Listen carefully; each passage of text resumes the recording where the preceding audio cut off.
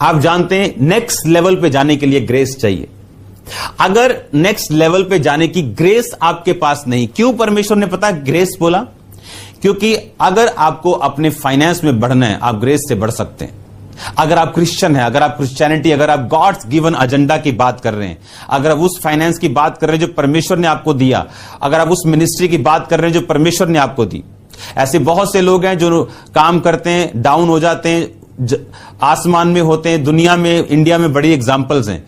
दुनिया में कैसे नंबर पे कभी बोलते हैं हम बैंकरप्ट हो गए। ऐसी वेल्थ नहीं, ये वो वेल्थ की परमेश्वर में बात कर रहा हूं जो गॉड्स गिवन है, जो परमेश्वर ने आपको जो काम दिया है, जो परमेश्वर ने आपको जॉब दिया, जो परमेश्वर ने कैरियर दिया, जो परमेश्वर ने फैमिली दी है, जो परमेश्वर ने आपको मिनिस्ट्री दी है। अगर उसमें आगे बढ़ना तो आपको ग्रेस चाहिए। अगले लेवल पे जाने के लिए आपको ग्रेस चाहिए। अपना लेवल इंक्रीज करने के लिए आपको ग्रेस चाहिए। आपको गिफ्ट नहीं चाहिए, आपको अपनी ना बल से ना शक्ति से, आपको ग्रेस चाहिए, अनुग्रह चाहिए, ताकि आप ये ना कहें कल को कि मैं बड़ा अच्छा था, मैं इंजीनियर था, मुझे बोलना आता था। मैं इंजीनियर हूं लेकिन मैं ऐसे सिर नीचे करके ताली बजाता था, मुझे शर्म आती थी, मैं आंखें नहीं उठा सकता था, परमेश्वर की प्रेजेंस में बोल नहीं सकता था, लेकिन आप मुझे आज प्रीच करता देखते हैं। ये ग्रेस है, इसमें मेरा कोई लेना देना नहीं। लेकिन इस ग्रेस को हासिल करने के लिए आपको स्टेप्स फॉलो करने पड़ते हैं अपनी लाइफ में। अगर आप ग्रो करना चाहते हैं, वो गॉड्स गिवन फाइनेंस हो, वो गॉड्स गिवन खुदा की दी हुई मिनिस्ट्री हो, खुदा का दिया हुआ काम हो, खुदा का दिया हुआ एनीथिंग आपकी लाइफ में, अगर आप स्टक हो गए, अगर आप सोचते हैं कि मैं स्टक हूं, मुझे आगे बढ़ना है, मुझे आगे जाना है, परमेश्वर कहता है वो दीनों पर अनुग्रह करता है। He give grace to the humble. जब अभिमान होता तब अपमान भी होता है, परंतु नम्र लोगों में बुद्धि होती है। एक और आयत को हम पढ़ेंगे, वो है पहला पत्रस 5 उसकी 5 आयत। इस प्रकार हे नवयुवकों, तुम भी प्राचीनों के अधीन रहो, वरन तुम सबके सब एक दूसरे की सेवा के लिए दीनता से कमर बांधे रहो, क्योंकि परमेश्वर अभिमानियों का विरोध करता परंतु दीनों पर अनुग्रह करता। यहां पर भी अनुग्रह लिखा, यानी give grace to the humble. जो हम्बल है उसने लिखा। हम्बल कैसे? आप जानते हैं एक बात को, हम्बलनेस तब नहीं परखी जा सकती जब आप गरीब हैं, क्योंकि गरीबी ने आपको हम्बल किया हुआ है। आप जानते हैं ये वचन किसने लिखे? ये वचन उसने लिखे जो इस दुनिया का एक तरह का सबसे अमीर राजा था, सबसे शक्तिशाली, ताकतवर, ब्लेस्ड इन एवरी साइड। ये उसने लिखे। वो कोई ऐसा व्यक्ति नहीं लिख रहा जिसको दुनिया ने, जिसको परिस्थितियों ने, जिसको उसकी सिचुएशंस ने हम्बल कर दिया और वो लिख रहा है बी हम्बल। वो एक ऐसा व्यक्ति है जो टॉप माउंटेन के टॉप पर है और वो कह रहा है बी हम्बल। तो गॉड आपको ग्रेस देगा। He give grace to the humble. वो दीनों पर अनुग्रह करता है।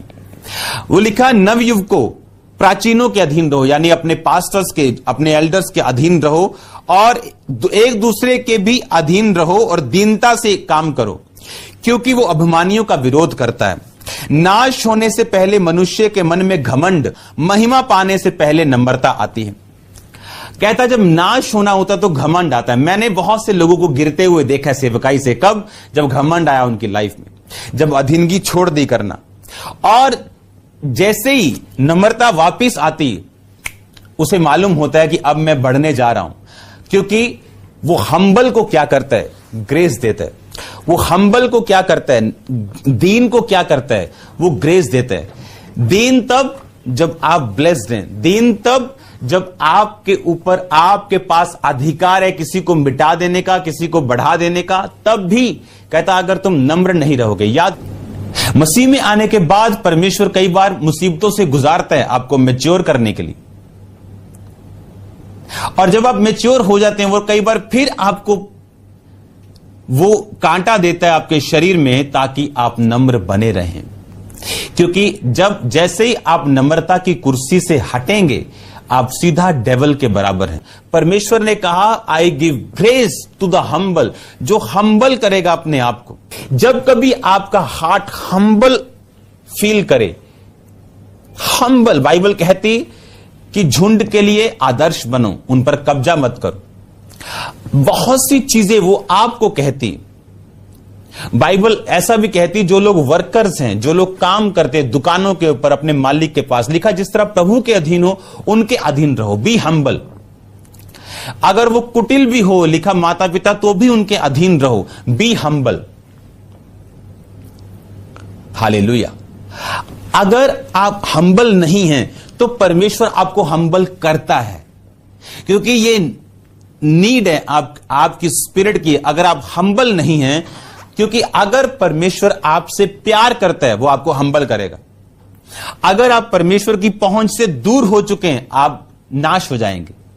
अगर आप परमेश्वर की पहुंच में हैं, आप प्रभु में हैं, आप परमेश्वर में प्रार्थना में हैं, आप बाइबल रीडिंग करते हैं, बैप्टाइज्ड हैं, लेकिन कहीं ना कहीं से आप गिर चुके हैं, तो परमेश्वर आपको हम्बल करता है। उस घमंड को खत्म करने के लिए आपको ट्रबल्स देता है, वो फेलियर देता है, वो चीजों को पैदा करता है, और वही चीजें फिर आपको हम्बल करती हैं।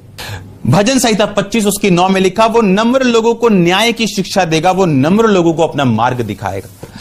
अगर आप इस बात को समझो, जब आप परमेश्वर के द्वारा दिए गए रास्ते पे जा रहे, जिस तरह परमेश्वर इस्राएलियों को लेके जा रहा था, उनको नहीं मालूम था क्या करना है। परमेश्वर ने उनको शॉर्टकट नहीं दिया, उनको एक लंबा रास्ता दिया, क्योंकि परमेश्वर जानता था किस रास्ते में ये मेरे मार्गों को, मेरी व्यवस्था को सीखेंगे। अगर मैं इनको शॉर्टकट दूंगा, जब लड़ाई होगी तो ये पीछे भाग जाएंगे। परमेश्वर सब चीजों को जानता था, उसने कहा वो नम्र लोगों को अपना मार्ग दिखाएगा। यानी अगर आपको परमेश्वर के द्वारा दिया गया रास्ता देखना है, वो आपके फाइनेंस के लिए हो, वो आपके मिनिस्ट्री के लिए हो, वो आपकी मैरिज लाइफ के लिए हो, वो आपकी हेल्थ के लिए हो, आपको नम्र होना पड़ेगा। लिखा वो नम्र लोगों को न्याय की शिक्षा देगा। आपको न्याय करना आएगा, हैंडल करना आएगा चीजों को अपने आसपास की। वो आपको मार्ग दिखाएगा, वो आपको रास्ता दिखाएगा, आपने क्या करना। आप बुद्धू नहीं होंगे, आप कंफ्यूज नहीं होंगे, आपको मालूम होगा क्या मुझे करना है। आप क्लियर कट होंगे अपनी लाइफ में। हालेलुया। जब ये मेंटालिटी सेट हो जाती है हमारी, हम एक वचन को पकड़ लेते हैं। जब तक हम वचन पकड़ेंगे नहीं और उसे पर्सनल यूज नहीं करेंगे, तब तक वो सिर्फ बाइबल में लिखा हुआ वचन है जो आपके पड़ोसी के लिए काम कर सकता है। हो सकता है आप खाली हो। इसलिए मैं आपको ये बात बार बार कहता हूं कि बाइबल में हर लिखा हुआ वचन सबके लिए नहीं। पौलुस ने कहा, अब तुमने जो घटी में बोया, अब मेरा परमेश्वर तुम्हारी घटी को मसीह यीशु में महिमा सहित पूरी करेगा। ये सबके लिए नहीं था, ये उस चर्च के लिए था। आपकी मेहनत क्या है, आपका स्टैंड क्या है, आपकी लाइफ में परमेश्वर का स्थान क्या है आपकी जिंदगी में, वो निर्धारित करते हैं कि आप किधर तक पहुंचेंगे, किधर तक जाएंगे अपनी पर्सनल लाइफ में, अपने कैरियर में, अपने बिजनेस में, अपनी सेवकाई में भी आप कहां तक जाएंगे। उसके लिखे हुए वचन पे आप चलेंगे नहीं, उस दिशा में हेवन आपकी सपोर्ट नहीं करेगा, स्वर्ग आपकी सपोर्ट नहीं करेगा। अगर आपको स्वर्ग की सपोर्ट चाहिए और स्वर्ग की सप्लाई चाहिए, हेवनली सप्लाई चाहिए आपकी लाइफ में, आपको वर्ड के ऊपर फुल भरोसा रखना पड़ेगा और उसे पर्सनलाइज करना पड़ेगा अपनी लाइफ के लिए। उसके कोड़े खाने से हम चंगे हो चुके। यीशु मसीह ने सारी दुनिया के लिए लहू को बहाया। क्या सारी दुनिया पापों से आजाद हो गई? नहीं। यीशु मसीह ने सारी दुनिया की बीमारियों के लिए कोड़े खाए। क्या पूरी दुनिया बीमारियों से आजाद हो गई?